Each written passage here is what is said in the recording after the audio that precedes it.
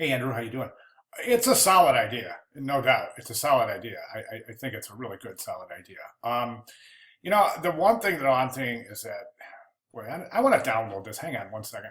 Okay, anyway, yeah, so I wanted to download this. So here's what we have here, and that's about as wide as I can get my window open. So we'll just have to look at it something like this. Okay, so the one thing I think you did is that was smart was differentiate the actual reflection from the image, and that was smart. A couple of things though that are very misleading, and actually I'm going to zoom in a little bit for this. Okay, if we can clearly see that if we were to take a center point, a fulcrum, right at the center of the building, even at the corner of the building here, and we were to draw this angle to that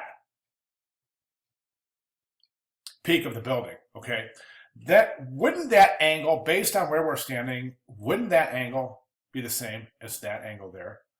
The reason I say that is because it's not. We can clearly see that this building, perspectively, okay, not literally, but in perspective, this building is leaning this way a little bit based on the way we're standing in front of it. It looks like it's leaning this way a little bit. However, in the reflection, if you have a tree stump hanging out of the water and it's pointing this way, in the reflection, it's also pointing that way.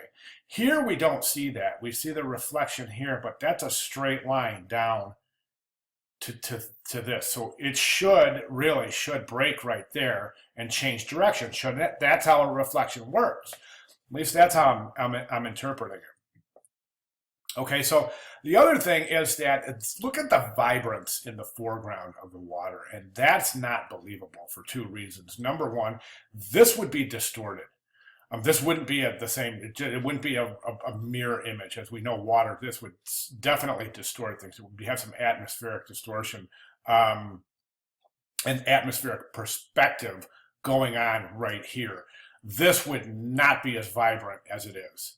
It would be much. You probably wouldn't even see these kind of colors in the reflection in the water. So that's my only comment, is that you're losing a little bit of realism here, but the idea is really good. The other thing is that this would all definitely get distorted as well. The farther you are from the object, the more distorted that reflection on the water is going to be. So typically, I would say I would have cropped this piece something like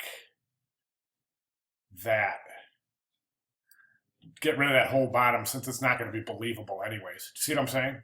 But other than that, I think you've done a fantastic job. So great job. Any questions, give me a holler. All right. Thanks, Andrew.